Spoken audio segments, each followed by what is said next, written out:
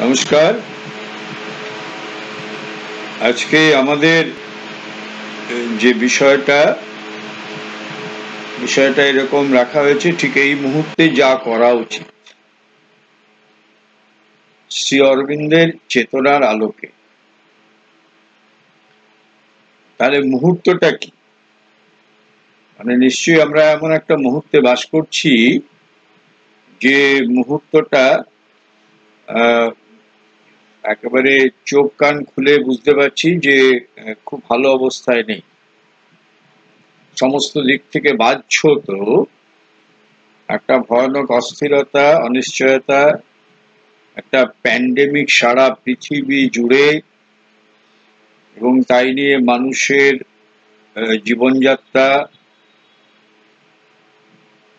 ছেলে মেয়েদের পড়াশুনো, মানুষের রুজি রোজগার সমস্ত বিপর্যস্ত, অর্থনীতি বিপর্যস্ত, যোগাযোগ ব্যবস্থা বিপর্যস্ত। মানুষের অন্য কোনো রোগ হলে একমাত্র করোনা ছাড়া চিকিৎসার জন্য ডাক্তার ঠিক মতো পাওয়া যাচ্ছে না, ডাক্তার চেম্বারে বসছেন না ভয়ে। কিছু ব্যতিক্রম আছে, এবং এমার্জেন্সি কিছু হলে উপযুক্ত চিকিৎসা হাসপাতালে পাওয়া যাচ্ছে না। একটা খুব খারাপ অবস্থা। পৃথিবীতে এরকম অবস্থা বিগত 100 বছরের মধ্যে আমরা কখনো ভাবতে পারিনি। যা ভাবতে পারিনি তাই হচ্ছে।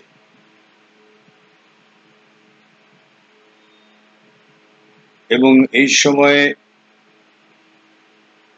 আমরা খুব একটা অনিশ্চয়তা, যে কালকে কি হবে আমরা জানি না। এবং এই বিষয়ে চিকিৎসা বিজ্ঞানীরা তাদের মতো তারা এক একজন এক এক রকম বলে যাচ্ছে। আজকের এই ভয়াবহ মারণ ব্যাধিটা বিষয়ে অর্থনীতিবিদরা তাদের মতো করে বলছেন, প্রত্যেকেই তাদের মতো করে বলছেন, কিন্তু এই মুহূর্তে কোনো সুরাহা নেই। সুরাহার আশা আমরা করছি। ঠিক এইরকম একটা সময় কেন এটা হলো, এবং আগামী দিনেও যে এরকম আবার একটা পরিস্থিতি আসবে না নতুন চেহারা নিয়ে, তার কোনো গ্যারান্টি নেই। বরং বলা যেতে পারে যে মানুষের চেতনা, আমাদের চেতনা, যদি আমরা তাকে পুনর্গঠিত না করি, তাকে যদি সুনিয়ন্ত্রিত না করি, তাহলে কিন্তু বিপর্যয় নতুন নতুন আকারে আসবে। এবং মানে আমরা কল্পনাও করতে পারছি না। ঠিক এইরকম বলতে বলতে এক্ষুনি মনে পড়ছে যে মা সম্ভবত 50-এর দশকে শ্রীমা বলেছিলেন পন্ডিচেরি আশ্রমে, যে এমন একটা সময় আসবে, এমন পরিস্থিতি চোখের সামনে দেখবে, নিজের চোখকেও বিশ্বাস করতে পারবে না। কি দেখছি, কি ঘটছে, কেন এমনটা হলো? তাহলে আমরা একটু দেখি এবং সেইভাবে আমরা সমস্ত জীবনটাকে একটু নতুন করে ভাবি। কেন আমরা সত্যি কথা বলতে কি, এই গ্রুপে যারা আছেন তারা অনেকেই আমার পরিচিত। আজকে বহু বছর ধরে শ্রী অরবিন্দ চর্চা হচ্ছে বিভিন্ন কেন্দ্রে, নানান বিষয়ে। শ্রী অরবিন্দের মূল বইগুলো থেকে বইগুলোকে ধরে, বইয়ের বাইরে। কিন্তু এগুলো যদি শুধু আমাদের মস্তিষ্ক চর্চা হয় আর একটা রকমের পাসিং টাইম হয়, আর যদি খানিকটা সান্ত্বনা, নানান রকম দুশ্চিন্তা উদ্বেগের মধ্যে একটা প্যালিয়েটিভের মতো যদি হয়, তাহলে কিন্তু আমাদের জীবনের যে ভয়ানক অবস্থা আমরা এখন দাঁড়িয়েছি এবং আগামী দিনেও যে দাঁড়াবো, তার থেকে কিন্তু খুব মুক্তি নেই। মুক্তিটা রয়েছে আমার হাতে, আমাদের হাতে। এবং এই চর্চার উদ্দেশ্যই হচ্ছে যে একটা কিছু সম্বন্ধে সচেতন হওয়া, যেটা শুনছি সেইটা নিয়ে সচেতন হওয়া, সেটার মধ্যে জীবনযাপন করা। যখন এই আলোচনার পর প্রত্যেকে আমরা নিজেদের গৃহে নিজের নিজের কাজে যখন লেগে পড়ব, কে হয়তো রন্ধন কার্যে, কে হয়তো পড়াশোনার কাজে, কে হয়তো টিভি দেখতে, কে হয়তো ছেলে মেয়েদের পড়াতে, যে কাজেই থাকি না কেন, আমরা যদি মূল জীবনের যে লক্ষ্যটা, আমাদের উদ্দেশ্যটা, যা আমরা শুনেছি বা যা আজকেও শুনবো, আগামীকালও শুনবো, সেটা নিয়ে যদি নিরবচ্ছিন্ন একটা চিন্তন না থাকে চেতনার মধ্যে, তাহলে কিন্তু এর থেকে বেরোনোর কোনো রাস্তা নেই।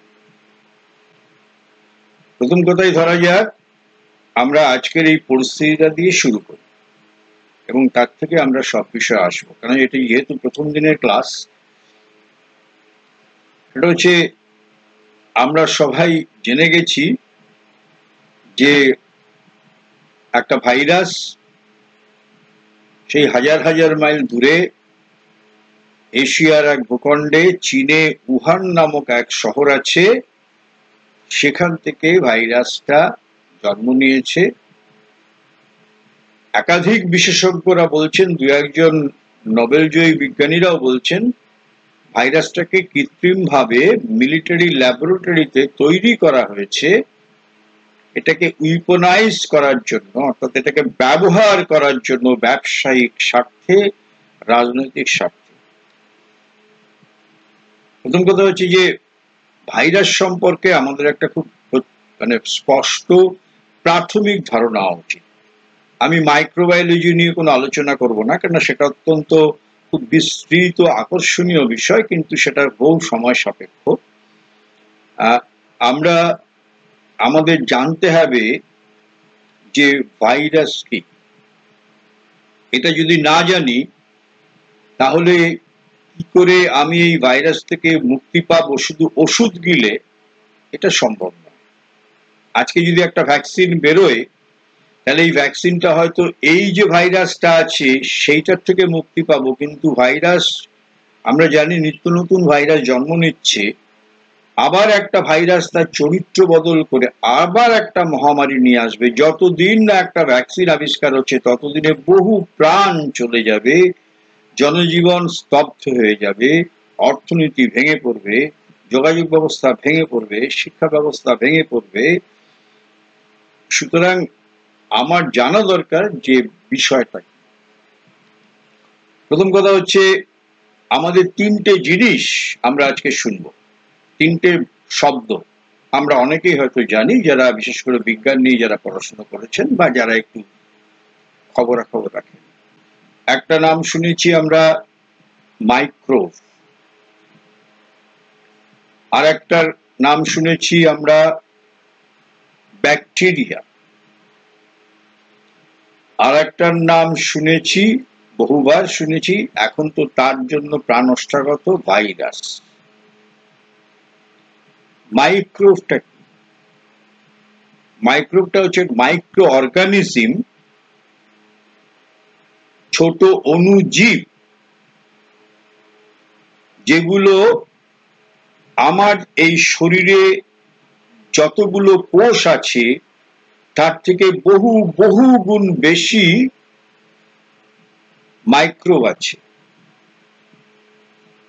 এবং যদি ধরা যায় 100% মাইক্রোব আমাদের এই শরীরে আছে, আমাদের আশেপাশে আছে শতাংশের হিসাবে, তাহলে 90% মাইক্রোবই হচ্ছে উপকারী, সেই অণুজীবগুলো।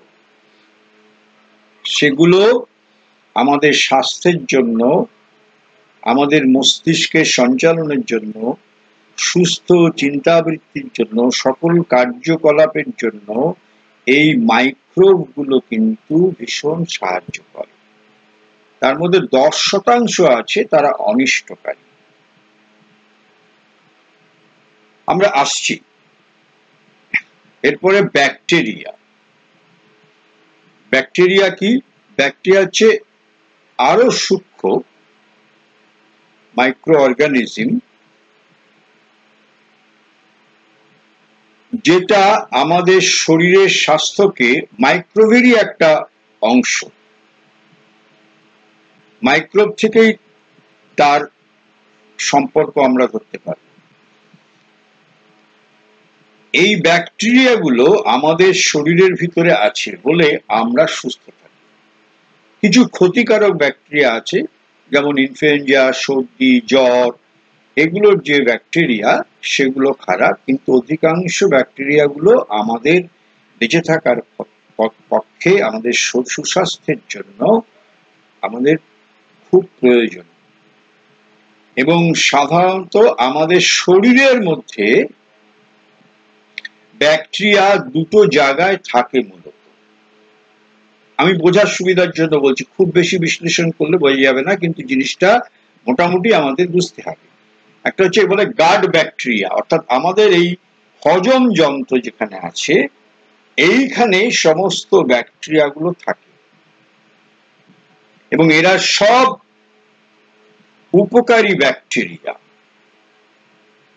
আর থাকে আমাদের এই যে ত্বক, শরীর, এই যে শরীরের যে কোষ, ত্বক, চামড়া, এইখানে এর মধ্যে ব্যাকটেরিয়া থাকে, এবং এগুলোর জন্য আমাদের এই শরীরের ত্বক, চামড়া কিন্তু সুস্থ থাকে, এই ব্যাকটেরিয়াগুলো আছে বলে।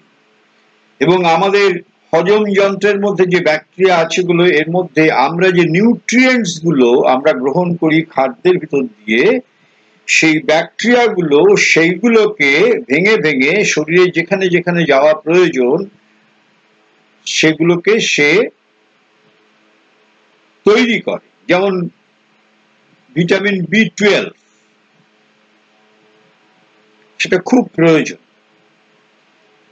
এমনকি আমাদের খাদ্যের মধ্যে প্রয়োজনীয় যদি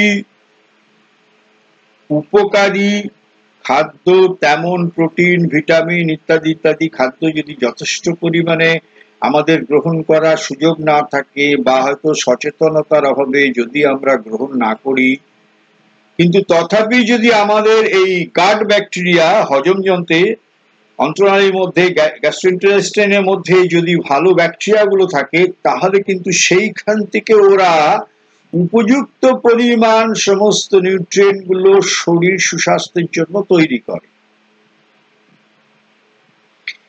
সুতরাং এই ব্যাকটেরিয়াগুলো ভীষণ আমাদের শরীরে থাকা প্রয়োজন, এবং যত আমরা স্বাভাবিক খাদ্য খাবো, সাধারণ স্বাভাবিক খাদ্য, ফ্রুটস, ভাজা কম খাবো, ফাস্ট ফুড খাবো না, ততই আমাদের ব্যাকটেরিয়াগুলো কিন্তু সুস্থ থাকবে।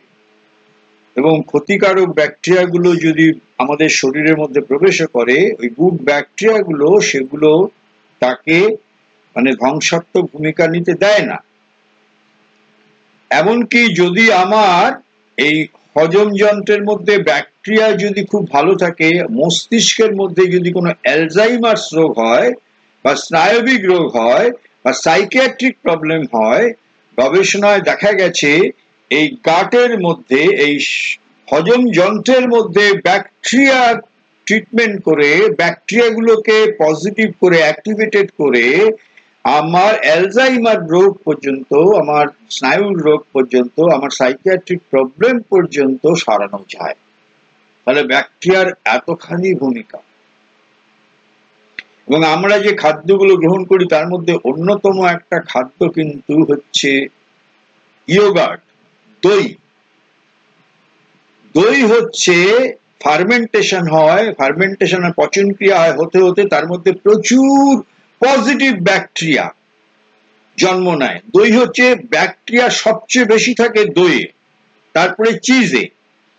আমরা যদি সেই দইটা খাই পরিমিত, সেই শরীরে গিয়ে সেই পজিটিভ ব্যাকটেরিয়াগুলো আমাদের শরীরের সমস্ত যন্ত্র এবং অর্গানিজমকে সুস্থ রাখতে সে সাহায্য করে। এবং তার সাথে আমাদের চিন্তার সুস্থতা, আমাদের মস্তিষ্কের সুস্থতা, আমাদের সব শরীর যন্ত্রের সুস্থতা কিন্তু নির্ভর করছে।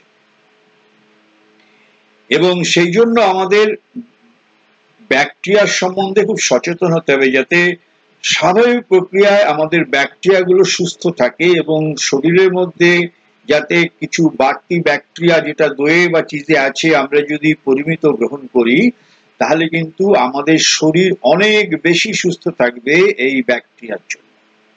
আবার এই ব্যাকটেরিয়া যদি ভাইরাল ফিভারে কোন রকম সংক্রামক ইনফ্লুয়েঞ্জা, টাইফয়েড বা জ্বর, এতে যদি আমরা আক্রান্ত হই, তার জন্য যদি আমরা সাধারণত এখন যেটা করি, আগে এই চিকিৎসার প্রতি এরকম আসক্তি ছিল না, আমরা সঙ্গে সঙ্গে চট করে অ্যান্টিবায়োটিক খাই। অ্যান্টিবায়োটিক যেমন ক্ষতিকারক কিছু ব্যাকটেরিয়াকে সেই সময় সে ধ্বংস করে, ইমিডিয়েটলি যে রোগটা হয়েছে, মনে রাখতে হবে তার থেকে অনেক বেশি সে নষ্ট করে, ধ্বংস করে গুড ব্যাকটেরিয়াগুলো।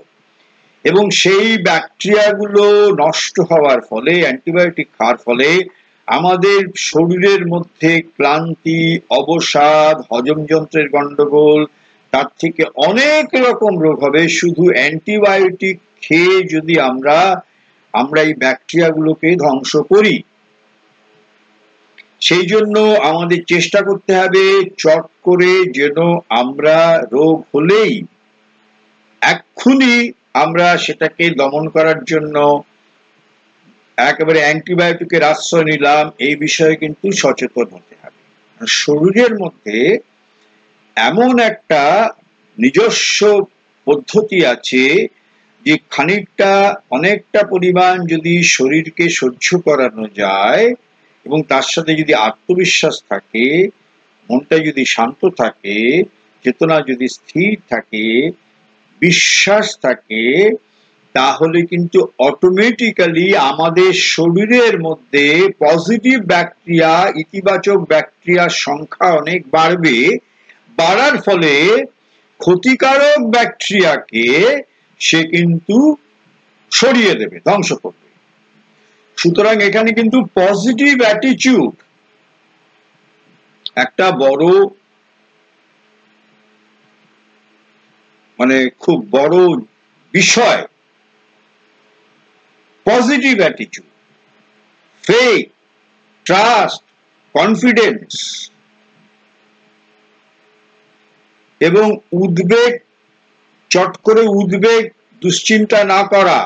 কেন যখনই আমাদের চিন্তার মধ্যে উদ্বেগ, দুশ্চিন্তা এবং উত্তেজনা আসছে, সন্দেহ আসছে, ইল উইল আসছে, তার থেকে যে একটা স্পন্দন তৈরি হয় শরীরের ভিতরে, সেইটা কিন্তু আমাদের যে পজিটিভ ব্যাকটেরিয়া গুলো আছে সেইগুলোকে সে নষ্ট করে দিত। এবং যত ব্যাকটেরিয়া নষ্ট হবে তত শরীরের মধ্যে নানান রকমের রোগ আসবে, এমনকি সাইকিয়াট্রিক প্রবলেম এবং অ্যালজাইমার্স প্রবলেম। যে অ্যালজাইমার্স প্রবলেমকে গাট ব্যাকটেরিয়াকে সংখ্যা বাড়িয়ে দিয়ে তার ট্রিটমেন্ট করে আমাদের অ্যালজাইমার্স রোগ পর্যন্ত সরানো যায়, সম্প্রতি বিজ্ঞানের আবিষ্কার। এইবারে ধরুন ফিরে আসি আমাদের এবারে ভাইরাসে। এই ভাইরাসে এখন কি বলছে আমাদের, যে বাইরে গেলেই, বাইরে থেকে এসে হাত পা ভালো করে ধোবেন, হাতে সাবান দেবেন, খুব ভালো করে স্যানিটাইজ করবেন। খুব ভালো করে যে বারবার যদি স্যানিটাইজ করি, তাহলে আমাদের ত্বকের মধ্যে, আমাদের এই চামড়ার মধ্যে যে ব্যাকটেরিয়া গুলো আছে, যেগুলো আমাদের চামড়াকে সুস্থ রাখতে, সতেজ রাখতে সাহায্য করে, সেই ব্যাকটেরিয়া গুলো কিন্তু মরে যাচ্ছে বারবার স্যানিটাইজেশনের ফলে। বিশেষ করে যে সমস্ত আজকাল কেমিক্যাল স্যানিটাইজার, তারপরে যার সাথে অ্যালকোহল যুক্ত আছে, বা বেশি করে ক্ষার জাতীয় সাবান আমরা ব্যবহার করছি, তাতে কিন্তু আমাদের ত্বকের ব্যাকটেরিয়া বিপুল পরিমাণে ক্ষতি হচ্ছে। উপায় কি? উপায় হচ্ছে ন্যাচারাল যদি আমরা কিছু পাই, যেমন ধরা যাক হলুদ, অ্যালোভেরা, নিম মিশ্রিত যে আয়ুর্বেদিক সোপ পাওয়া যায়। আমি বলছি এই বাণিজ্যিকভাবে প্রচারিত দামি সুগন্ধি সোপ নয়, যে আয়ুর্বেদিক সোপগুলো পাওয়া যায়, যার মধ্যে অ্যালোভেরা আছে, নিম আছে, মুলতানি মাটি আছে, এরকম কম্পোনেন্টস দুটো হলেই, হলুদ আছে, এরকম এই 4-5টার মধ্যে যে কোনো দুটো দিয়ে যে সমস্ত সাবান তৈরি হয়, বা এই 4টে দিয়ে যদি কোনো সাবান তৈরি আয়ুর্বেদিক, সেগুলো কিন্তু আমাদের এই ব্যাকটেরিয়া গুলোকে ধ্বংস করে না ত্বকের, এবং স্কিনের যে প্রবলেম, সেই প্রবলেম কিন্তু তখন হবে না। সুতরাং আমাদের ব্যাকটেরিয়া সম্বন্ধে কিন্তু খুব সচেতন হতে হবে, কেন এই ব্যাকটেরিয়া গুলো কিন্তু আমাদের শরীরের পক্ষে ভীষণ প্রয়োজন। এবারে আসি ভাইরাস, যেটা আজকে আমাদের সবচেয়ে গুরুত্বপূর্ণ বিষয়, সেখান থেকে আমরা মূলে আসব। ভাইরাসটা কি আজ পর্যন্ত বিজ্ঞান নিশ্চিতভাবে বলতে পারেনি। ভাইরাস জীবিত না মৃত? ভাইরাস জীবিত না। ভাইরাসের কোনো বাইরের দিক থেকে কোনো প্রাণের স্পন্দন নেই। ভাইরাসকে একটা বস্তু বলা যেতে পারে, বস্তু যার মধ্যে প্রাণ নেই। অদ্ভুত। এবং সে যখন একটা হোস্ট সেলের মধ্যে, অর্থাৎ কোষের মধ্যে প্রবেশ করে, তখনই সে জীবন্ত হয়ে ওঠে। এটা একটা বিজ্ঞানের কাছে ধোঁয়াশা। এই নিয়ে বহু মত আছে, আমি যতটা পড়েছি বহু মত, এবং কেউ বলতে পারছে না যে ভাইরাস জীবিত না মৃত। ভাইরাসের উৎস কোথা থেকে, ভাইরাস কিভাবে এলো, এই নিয়ে শুধু আন্দাজে কতগুলো বিজ্ঞানীরা বলেছেন, কেউ 100% শিওর প্রমাণ করে বলতে পারেনি from where ভাইরাস কেম। ভাইরাসের চরিত্রটা কি, শরীরের মধ্যে হোস্ট সেলের মধ্যে ঢুকবে। ভাইরাসটা হচ্ছে প্রোটিন আর নিউক্লিক অ্যাসিড দিয়ে তৈরি। তার উপাদানটা হচ্ছে, তার মধ্যে প্রোটিন আছে আর নিউক্লিক অ্যাসিড আছে। সে শরীরের হোস্ট সেলের মধ্যে ঢুকে সে মাল্টিপ্লাই করবে, একাধিক সে রেপ্লিকা তৈরি করবে তার, অর্থাৎ মাল্টিপল ভাইরাসেস তৈরি হবে তার নিউক্লিক অ্যাসিড আর প্রোটিন দিয়ে, তার অজস্র সে রেপ্লিকা তৈরি করবে। তৈরি করে হোল সমস্ত শরীরের সিস্টেমের মধ্যে আস্তে আস্তে ছড়িয়ে পড়বে, বুকে, মাথায়, হজম যন্ত্রে, সমস্ত জায়গায় সে ছড়িয়ে পড়বে এবং সমস্ত সিস্টেমটাকে সে আস্তে আস্তে কোলাপস করবে, এবং দ্যাট ইজ কল্ড ভাইরাস। এবং এই ভাইরাসকে যদি ঠেকাতে হয়, একমাত্র ভ্যাকসিন। এবং ভ্যাকসিন কিন্তু যখন একটা ভাইরাসের জন্ম হয়, তার অনেক পরে, 2 বছর পরে ভ্যাকসিন বেরোয়, ততদিনে কিন্তু বহু মানুষের মৃত্যু, বহু মানুষের জীবনের ক্ষতি হয়ে যায়।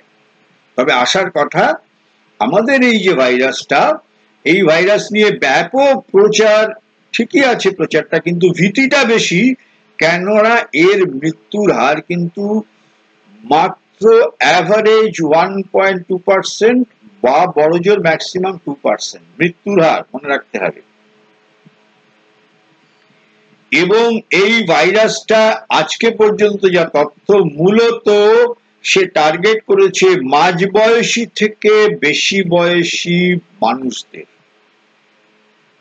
আমি আসছি, এর পিছনে অনেক রহস্য আছে, যেটা সীমা উদ্ঘাটন করেছেন পৃথিবীর ইতিহাসে, সেটা কোনো চিকিৎসা বিজ্ঞানের মধ্যে পাওয়া যাচ্ছে না। তারা বলছে ভাইরাসটা কোথা থেকে এসছে, কেন এসছে, কি তারিয়ে আমরা বুঝতেই পারছি না, কিন্তু ধরা পড়ছে। মাইক্রোস্কোপি মেকে দেখা 200 ন্যানোমিটার, যা খালি চোখে কেন, অনুবীক্ষণ যন্ত্র কেন, তার থেকে অতি সূক্ষ্ম অনুবীক্ষণ যন্ত্র দেখা যায় না। ইলেকট্রোম্যাগনেটিক যে অনুবীক্ষণ যন্ত্র, অতি সূক্ষ্মতম যে অনুবীক্ষণ যন্ত্র আছে, তাতে শুধু দেখা যায়। এবং সে টার্গেট করেছে এবারে মাঝবয়সী এবং বেশি বয়সী মানুষদের, এবং টার্গেট করেছে, বলা হচ্ছে মোটামুটি একমত আমরা যে যা তথ্য আছে, মহিলারা এর দ্বারা কম আক্রান্ত হবে বা হয়েছে। প্রশ্ন হচ্ছে যে এটা কিভাবে সম্ভব? ভাইরাস কি এরকম ঠিক করতে পারে? বিজ্ঞান কিন্তু শুধু খালি বলছে তথ্য দিয়ে যে মাঝবয়সী থেকে বেশি বয়সীদের মধ্যে এটা আক্রান্ত বেশি হচ্ছে, সংক্রামিত বেশি হচ্ছে, তথ্য দিয়ে তারা বলছে মহিলারা কম আক্রান্ত হচ্ছে। এটা বিজ্ঞান খালি বাইরের তথ্য সংগ্রহ করে বলছে। কিন্তু রহস্যটা কি যে এই ভাইরাস যে জীবিত না মৃত, সে জীবিত লিভিং অর্গানিজম তাকে বলাই যাবে না, অথচ তার টার্গেট হচ্ছে এইবারের যে ভাইরাসটা মাঝবয়সী এবং বৃদ্ধা, যাদের মেন টার্গেট গ্রুপ হচ্ছে এই দুটো শ্রেণীর মানুষ। তাহলে কি ভাইরাসের কোনো একটা চেতনা আছে? তার নিজস্ব একটা উইল আছে? বিজ্ঞান কিন্তু এখানে একেবারে ধোঁয়াশা, অন্ধকারে। কেন বিজ্ঞান কিন্তু ভাইরাস নিয়ে বিজ্ঞানের দৌড় এর থেকে বেশি না।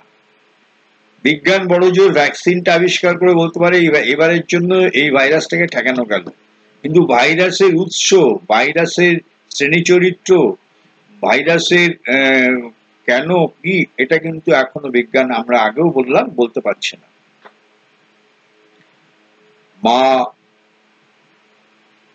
সেই কবে বলেছেন সীমা, ভাইরাসের আসল, তার অকাল্ট অরিজিন, তার গুচ্ছ উৎস কোথা থেকে সে এলো। আমরা শ্রী অরবিন্দের কাছে, সীমায়ের কাছে আমাদের জীবনের সমস্ত রহস্যের উন্মোচন আমরা একেবারে বিস্তৃতভাবে পাই। আমরা যারা জানি যে এই যা দৃশ্যমান জগৎ যেটাকে আমরা দেখছি, এটার উৎসে রয়েছে অদৃশ্য জগৎ সব, এবং অদৃশ্য জগতের শক্তি সব, অদৃশ্য জগতের চেতনা সব। তারাই এই দৃশ্যমান জগৎটাকে শুধু সৃষ্টি করেছে না, প্রতি মুহূর্তে আমাকে আপনাকে সমস্ত কিছুকে চালাচ্ছে। শক্তি এবং সত্তারা, এবং তার পিছনে রয়েছে চেতনা, এবং গুণে চরিত্রে তাদের দুটো বিভাজন আছে, খারাপ এবং ভালো। অর্থাৎ খারাপ শক্তি, ভালো শক্তি, খারাপ চেতনা, ভালো চেতনা, দিব্য চেতনা, অদিব্য চেতনা। এবং এই যে জগতে এই যে আমরা যা কিছু করছি, চিন্তা করছি, কথা বলছি, আচার আচরণ করছি, কখনো রেগে যাচ্ছি, কখনো আনন্দে উৎফুল্ল হচ্ছি, কখনো বিমর্ষ হচ্ছি,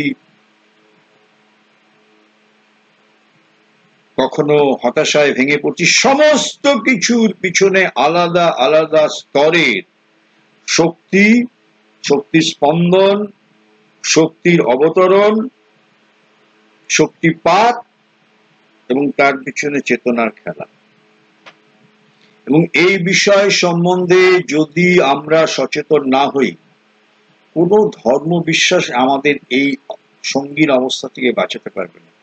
আমি দীর্ঘদিন ধরে আমি গীতা পড়তে পারি, উপনিষদ পড়তে পারি, লাইফ ডিভাইন পড়তে পারি, সাবিত্রী পড়তে পারি, শুধুই সেগুলো মস্তিষ্ক চর্চা, যদি আমার রিয়ালিটির মধ্যে, আমার চিন্তনের মধ্যে, আমার অনুভবের মধ্যে সেগুলোকে যদি আমার বুঝবার চেষ্টা শুরু না করি এক্সপেরিয়েন্সের মধ্য দিয়ে, তাহলে বাইরের এই ধর্মাচরণ, দীক্ষা নেওয়া, কোনো ইষ্টস্মরণ, আমাদের জীবনের এই যে ক্রাইসিস, এই কেন এগুলো সব বাইরের অবলম্বন। এই বাইরের অবলম্বনকে আমরা অস্বীকার করব না, কিন্তু এই বাইরের অবলম্বনগুলো হচ্ছে আমাদের একটা প্রাথমিক নির্ভরতা। সেই প্রাথমিক নির্ভরতা থেকে আমরা যেন এই অবলম্বনটাকে ছেড়ে আমরা যেন স্বাধীন স্বতন্ত্র হয়ে উঠতে পারি। যেমন ধরা যাক,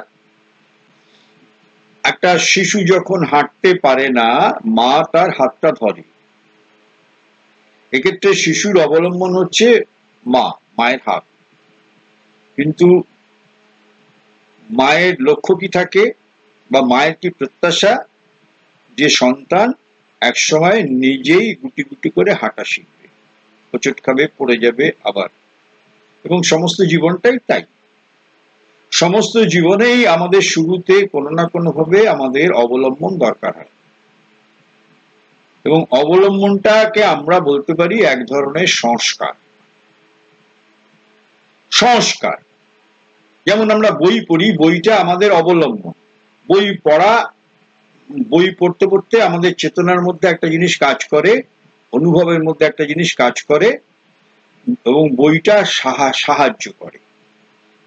কিন্তু যদি দেখা যায় যতক্ষণ বই পড়ছি, যতক্ষণ তাই নিয়ে আলোচনা করছি বা লিখছি, ততক্ষণ একরকম আছি, তারপরে যখন তার বাইরের জগতে, সাধারণ জগতে ফিরে এলাম আমি বাহ্য চেতনায়, বাড়ির কাজে, গৃহস্থলীর কাজে, অফিসের কাজে, বাজারে, রেশন দোকানে, ট্রেনে, বাসে, তখন ওই যে বইয়ের মধ্যে যে বস্তুটি ছিল, যে বিষয়টি ছিল, যার সাথে আমার মন, আমার আবেগ একাত্ম হয়ে তার মধ্যে অনুষ্ঠিত হয়ে গেছিল, সেইখান থেকে আমি কিন্তু ডিসপার্সড হয়ে গেছি, বিচ্ছিন্ন হয়ে গেছি। যখন আমি বাজারের থলিটা হাতে নিয়েছি, যখন আমি খুন্তিটা ধরেছি উনুনে গিয়ে, হেসেলে গিয়ে, বা যখন আমি ট্রেনে, বাসে চেপে অফিসে গেছি, তখন কিন্তু সেই চেতনার মধ্যে নেই। তাহলে বলা যাবে যে ওই সংস্কারটা নিতান্তই সংস্কার, সারা জীবন এই সংস্কারের বন্ধনে আমি আটকা পড়ে যাব, শৃঙ্খলে আটকা পড়ে যাব। সেই সংস্কার থেকে সংস্কার মুক্ত হওয়া, স্বনির্ভর হওয়া, স্বাবলম্বী হওয়া, সেটা আর কোনোদিনও হবে না। এটা কিন্তু মানুষের একটা স্বাভাবিক প্রবণতা। মানুষ কিন্তু অবলম্বনের প্রতি অত্যন্ত আসক্ত।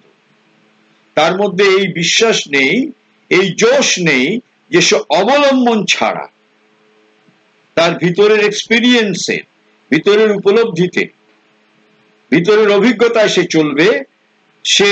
তাকে আর কোট করতে হবে না। লাইফ ডিভাইন সিনথিসিস অফ যোগ বা সাবিত্রী, যে কোট করার সাথে জীবনের রিয়ালিটি এক নয়।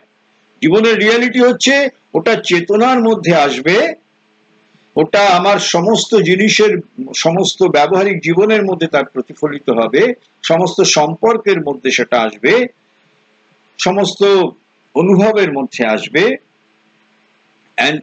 সেটাকেই বলে সংস্কার মুক্ত হয়ে স্বনির্ভর হওয়া। যেমন আমরা বলি আমরা বিগ্রহের পূজা করি, বিগ্রহ আমাদের কাছে অবলম্বন। বিগ্রহের পূজা করি কেন? যে প্রথম থেকেই আমরা এতটা কেউ স্বনির্ভর নয় যে বিগ্রহ ছাড়া আমরা চোখ বুঝে সেই অন্তর্যামী, সেই মহা চৈতন্য, অবাং মনসগোচর যে সত্তা, অনির্বচনীয় যে সত্তা, ব্রহ্ম, সচ্চিদানন্দ, তাকে আমরা পাবো, অনুভব করব, এতটা আমরা সংস্কার নিয়ে আমরা জন্মাইনি। সেই জন্য আমাদের সাধারণ মানুষের জন্য অবলম্বন দরকার হয়। বিগ্রহ আমাদের কাছে অবলম্বন, মূর্তি। কিন্তু উদ্দেশ্য হচ্ছে একদিন এই বিগ্রহের সাথে, বিগ্রহকে আশ্রয় করে জীবন শুরু করে, বিগ্রহের পিছনে যে অবিগ্রহ আছে, নামহীন রূপহীন যে চেতনা, যে শক্তি, যে আলো, যে প্রেম, যে আনন্দ আছে, তার সাথে প্রথমে অনিয়মিত, তারপরে নিয়মিত একটা কোথাও যোগসূত্র স্থাপন করে জীবনে সব কিছুকে করা, সমস্ত কিছু। সেখানে কোনো জীবন বিমুখতার কোনো প্রশ্ন নেই, জীবন ত্যাগের প্রশ্ন নেই, বরং আরো ভালো করে সমস্ত জীবনটাকে সুন্দর করে, শুভাবস্থিত করে, ছন্দময় করে সেই জীবন যাপন করা। সেখানে বাইরের কোনো বৈরাগ্য, বাইরের কোনো জীবন প্রতি বিতৃষ্ণার কোনো স্থান নেই। কেন যদি আমরা যখন বলি, কথায় কথায় বলি সর্বং খল্বিদং ব্রহ্ম, তা সমস্তটাই যদি ব্রহ্মের চেতনার প্রকাশ হয়, তাহলে সমস্ত জিনিসটাকে আমরা ব্রহ্ম জ্ঞানে অনুভব সেই ভাবে আমরা কেন তার প্রতি যত্নশীল নয়, মনোযোগী নয়, তার প্রতি আমরা কেন জাস্টিস করি না? সমস্ত বস্তু, সজীব থেকে নির্জীব, ম্যাটার, ইনঅ্যানিমেট ম্যাটার থেকে অ্যানিমেট ম্যাটার, পরিষ্কার কথা। আমরা কি শুধু বিশেষ বিশেষ ইষ্ট দেবতাকে নির্দিষ্ট সময় মন্দিরে, মসজিদে, গির্জায় বসে পুজো করলাম, বাকি জীবনের মধ্যে যে সেই চেতনা, সেই শক্তি অনুস্যূত হয়ে আছে, কি অ্যানিমেট ম্যাটার কি ইনঅ্যানিমেট ম্যাটারের মধ্যে, আমরা যদি সেই ব্যাপারে যদি অনাগ্রহী হই, উপেক্ষা করি, তাহলে এগুলো কোনো কাজের কথা নয়। এবং কাজের কথা নয় বলেই জীবনটা এইরকম ভাবে ঈশ্বর বিশ্বাসী আর ঈশ্বর অবিশ্বাসীর মধ্যে কোনো পার্থক্য থাকার কথা নয়, নেইও। এই দিক থেকে যে ঈশ্বর বিশ্বাস করে না তো করে না, যে ঈশ্বর বিশ্বাস করে সে কি শুধু একটা ইমেজকে বিশ্বাস করে? সর্বং খল্বিদং ব্রহ্ম, সমস্ত কিছুর মধ্যেই সেই চেতনা অনুস্যূত হয়ে আছে, কখনো কোথাও স্ফুট কোথাও অস্ফুট। সেটাকে আমরা রিয়ালাইজ করব না। সুতরাং আমাদের কাছে অবলম্বন, এই যে আজকে আমরা এই আলোচনাটা করছি, এই আলোচনাটা একটা অবলম্বন, এটা একটা সংস্কার। কেন এই আলোচনা থেকে আমরা অনুপ্রাণিত হই, আমরা উদ্বুদ্ধ হই, সেটা আমাদেরকে আবার পুশ করে ঘড়িতে দম দেওয়ার মতো। আবার দম ফুরিয়ে গেলে আবার এটা জন্য একটা পুশ করা।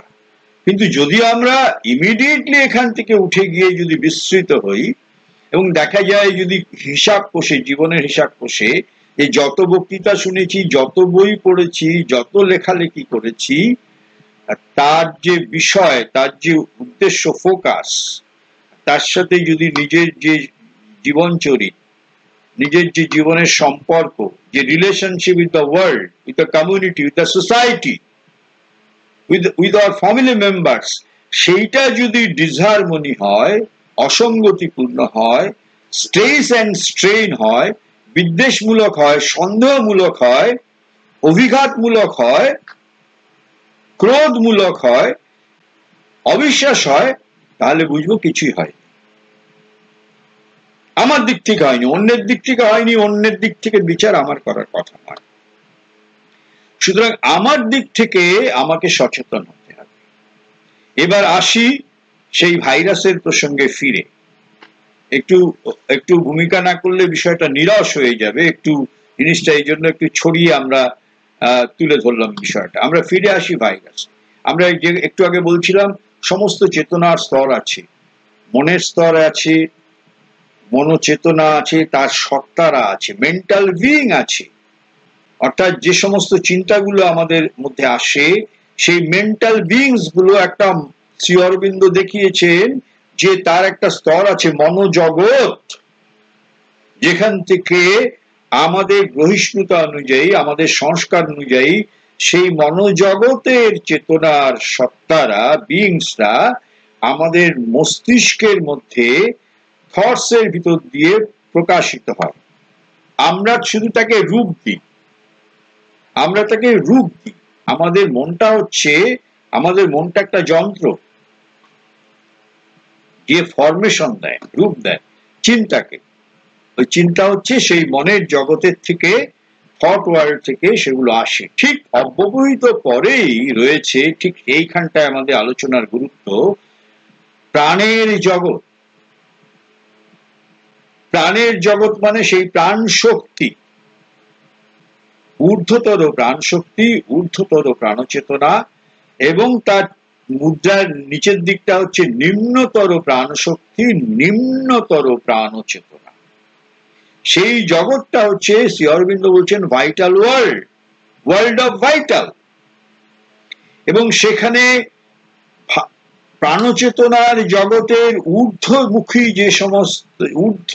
যে সত্তারা, অর্থাৎ উপরের দিকে যাদের চেতনার মুখটা রয়েছে, যেখান থেকে তারা এসছিল সেই সচ্চিদানন্দ থেকে, সেই দিকে যারা মুখ করে আছে, ঊর্ধ্ব দিকটা, অর্থাৎ একটা মুদ্রার যদি হেডটা ধরা যায় উপর দিক, সেইখানকার প্রাণিক সত্তারা, শক্তিরা কিরকম,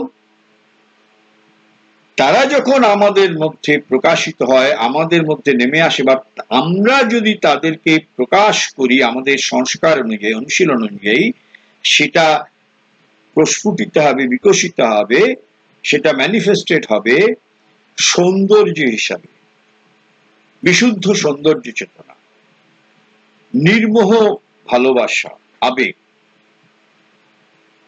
পারস্পরিক সৌহার্দ্য, সম্প্রীতি। কোন অবস্থাতেই এই সম্প্রীতি, ভালোবাসা, আনন্দ ক্ষুণ্ণ হবে না, নিরন্তর প্রবাহিত হবে। এটা হচ্ছে হায়ার ভাইটাল,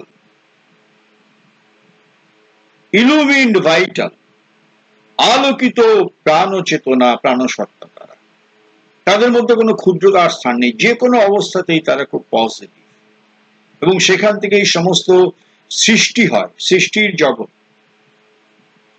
প্রাণিক জগৎ থেকেই সমস্ত মহত্তম আবেগ, অনুভূতি, এই যে সুন্দর সমস্ত ছবি আঁকা, মিউজিক, আর্ট, পেইন্টিং, শুদ্ধ প্রাণিক আবেগ থেকে এগুলো তৈরি হয়।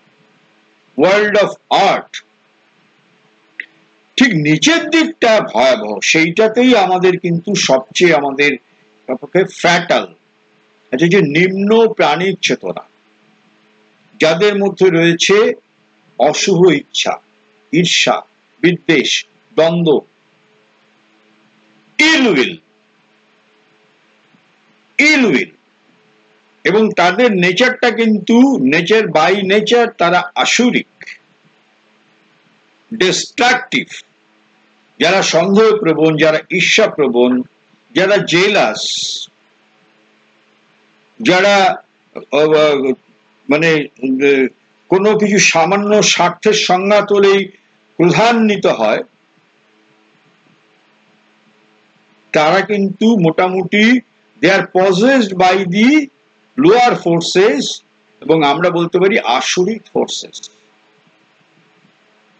এইবার ভাইরাসে আসি। মা বলছেন, মা তার অকাল লেভেলের গুচ্ছ বিদ্যা দিয়ে মা সমস্ত অদৃশ্য জগৎকে, যেগুলো আমরা দেখতে পাই না, সে অদৃশ্য জগৎকে মা এইরকম, আমি আপনাকে যেমন দেখছি, আপনি আমাকে দেখছেন, মা এরকম পরতে পরতে সেই শক্তিগুলোকে দেখেছেন, সেখানে জার্নি করেছেন, তার সাথে তার সম্পর্ক হয়েছে। আমি আসছি পরের একটা কথায়, যেটা আপাতত আমি তোলা রাখছি, সেটা আমি পরে উল্লেখ করব। একটা অসাধারণ কাজ করেছেন সে অদৃশ্য জগতে গিয়ে, সেটা পরে। মা বলছেন, সেই যে নিম্ন প্রাণীর যে জগৎ, যেখানে সমস্ত অসূয়া, দ্বন্দ্ব, বিদ্বেষ, ঘৃণা, সন্দেহ, ক্রোধ, এটা একটা নিম্ন প্রাণিক চেতনার জগৎ, শক্তিদের জগৎ, সেইগুলো আমাদের মধ্যে নেমে আসে। আমাদের যেরকম সংস্কার, আমরা যদি তার দ্বারা পজেসড হয়ে যাই, আমরা যদি তাদের দিকে সাড়া দিই, তাহলে কিন্তু পজেসড হয়ে গেলাম তাদের দ্বারা, অর্থাৎ তারা আমার উপর ভর করলো, এবং যেটা প্রায়শই আমাদের সংসার জীবনে দেখা যায়, সাধারণ এই যে জীবন। এমনকি আমরা যারা বলি আধ্যাত্মিক, ধার্মিক, তাদের মধ্যে তারাও এর ভিকটিম, তারাও এর শিকার। মা বলছেন, এই ভাইটাল ওয়ার্ল্ডটা, এই যে ভাইটাল ওয়ার্ল্ডটা, তাদের সম্পর্ক কিন্তু প্রতিযোগিতা, নিজেদের মধ্যে অজস্র ভাইটাল বিইংরা আছে, তার ফোর্সেসরা আছে, সে তার যে এনার্জি, তাদের মধ্যে সংঘাত হয়, সংঘাত, ক্ল্যাশ অফ, কনফ্লিক্ট হয় নিজেদের মধ্যে, এবং কনফ্লিক্ট থেকে যে ভাইব্রেশন হয়, ডিসপারশন হয়, বিচ্ছিন্ন হয় এনার্জিগুলো, তার যে ভাইব্রেশন, সেইগুলো ইল উইল, সেই ইল ভাইব্রেটরি মোড আমাদের সেলের মধ্যে, হোস্ট সেলের মধ্যে যায়, এবং ইট ইজ কল্ড ভাইরাস। মা বলছেন ভাইরাস হচ্ছে তাই যত রকমের ইল উইল হবে, যত রকমের ইল থট হবে, ইল ফিলিং হবে, ইল বিহেভ হবে, ইল উইল হবে, বিচিত্র বিচিত্র ভাইরাস তৈরি হবে। The materialization of a wrong vibration, energy, distorted, dispersed, সে সেলের মধ্যে, হোস্ট সেলের মধ্যে সে জীবন্ত হয়ে ওঠে, যেটা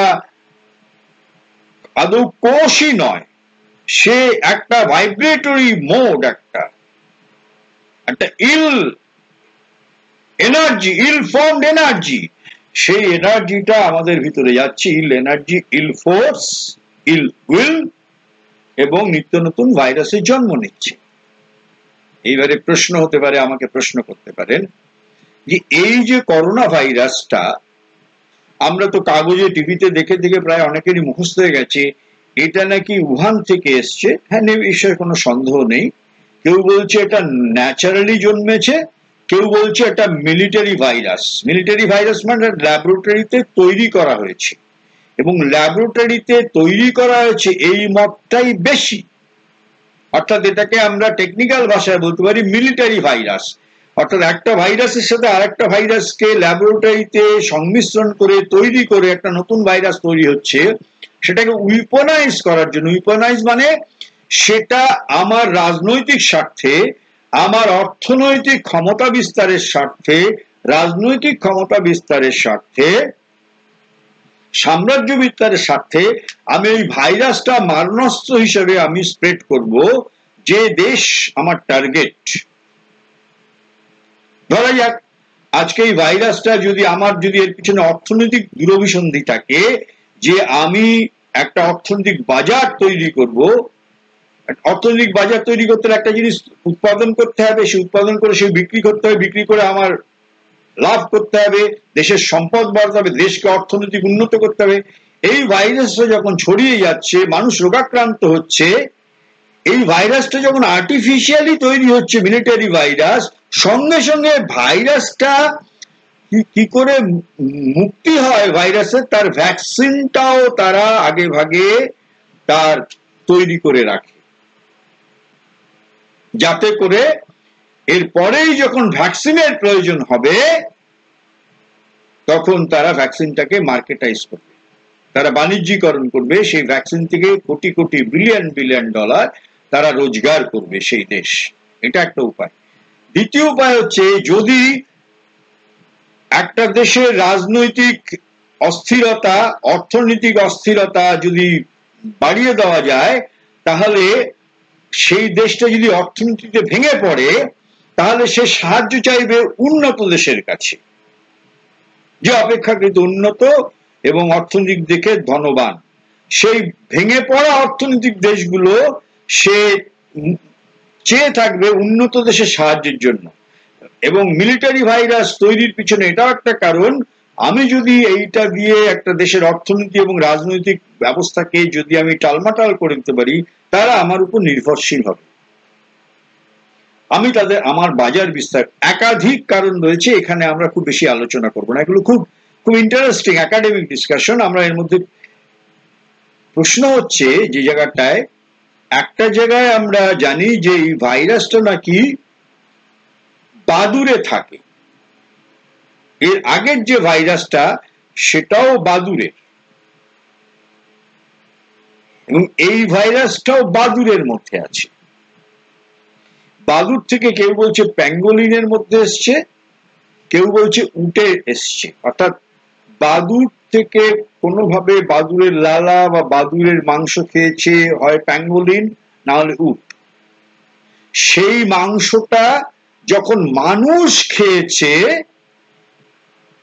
তখনই ভাইরাস তার স্বমহিমায় সে মারণাত্মক ভূমিকা নিয়েছে মানুষের হোস্ট সেলের মধ্যে এসে।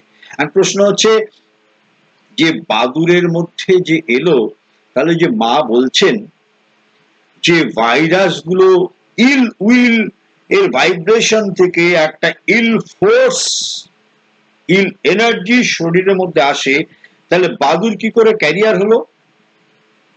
বাদুর তো এটা, ইয়াস, বাদুর বা এই জাতীয় কিছু প্রাণী আছে, তারা কিন্তু এই ইল ফোর্স থেকে যে ম্যাটেরিয়ালাইজেশন হয় তার ক্যারিয়ার। বেশিরভাগ বা এই ধরনের ভাইরাসের ক্যারিয়ার হলো, এটা একটা রহস্য, বাদুর কিন্তু সবচেয়ে ভালো ক্যারিয়ার। বাদুর তাড়াতাড়ি এটাকে তার সেলের মধ্যে সে তাকে আশ্রয় দেয়, এবং ওই ভাইরাসের আদর্শ জায়গা হচ্ছে, প্রথমেই তার সহজ জায়গা হচ্ছে যেখানে সে ইজি অ্যাক্সেস পায়, এন্ট্রি পায়, সেটা হচ্ছে বাদুর। বাদুরের মধ্যে ভাইরাসটা যখন আছে সেটা কোনো কিচ্ছু না, বাদুর তো দিব্যি সুস্থ আছে। আপনারা জানেন বাদুরের মধ্যে ওই ভাইরাস আছে কিছুই না, ওই ভাইরাসটা তো নিয়ে বাদুর তো অসংখ্য বাদুর, তারা সুস্থ, তাদের দেখছি তারা তাদের জীববৈচিত্র্যে তারা দিব্যি বাস করছে। ওই ভাইরাসটা থেকে যখন হয় প্যাঙ্গোলিন বা উট খেয়েছে, তাদের মধ্যেও তেমন কিছু হয়নি। যেমন কিভাবে ট্রান্সপ্লান্ট হচ্ছে, ক্যারি ফরওয়ার্ড হচ্ছে, সেইখান থেকে যখন মানুষের মধ্যে অর্থাৎ যে উহান প্রদেশের লোকেরা, ওখানে সবচেয়ে বড় মাংসের বাজার আছে, অ্যানিমাল মার্কেট, সেখানে সমস্ত রকম প্রাণী বিক্রি হয়, কুকুর, মানে যত রকম প্রাণীর মাংস, উহান হচ্ছে সবচেয়ে বড় মার্কেট চায়নাতে, প্রবাবলি হয়তো পৃথিবীতেও, exactly I don't know immediately, অবশ্যই সেকেন্ড লার্জেস্ট তো বটেই। তো ম্যাক্সিমাম ভাইরাসের উৎসস্থল কিন্তু ইদানিংকালে অন্তত 3-4-5 দশকের মধ্যে উহান। এবারে প্রশ্ন হচ্ছে যে এইভাবে যে ভাইরাসগুলো আমাদের শরীরে আসছে, আমরা কি করে ঠেকাবো? আমরা তো আর ঘর দরজা বন্ধ করে আমরা তো আর এটাকে আটকাতে পারবো না। এখন তো বলছি যে দরজা বন্ধ রাখলেও তার মধ্যেও আসছে, এসি চালালেও সেখানে তার এয়ার ড্রপলেটের মধ্যে আসছে, তো বাঁচবো কি করে? সেটা হচ্ছে একদম ঠিক উল্টোটা, অর্থাৎ যে ইল ভাইব্রেশন, যে ক্লাস থেকে ইল এনার্জি ম্যাটেরিয়ালাইজেশন হয়ে আমাদের ভিতরে ঢুকছে ব্যাধি আকারে, অসংখ্য রেপ্লিকা করে আমার সমস্ত দেহযন্ত্রটাকে সে কোলাপস করছে, ঠিক তার বিপরীত, অর্থাৎ যেটা ill will, adverse will, ill force, তার ভাইব্রেটরি মোড থেকে যখন আমার হোস্টেলে আসছে, সেটাকে কাউন্টার করার জন্য আমাকে, যদি এটাকে বলি divine will, divine thinking, positive thinking, harmonious thinking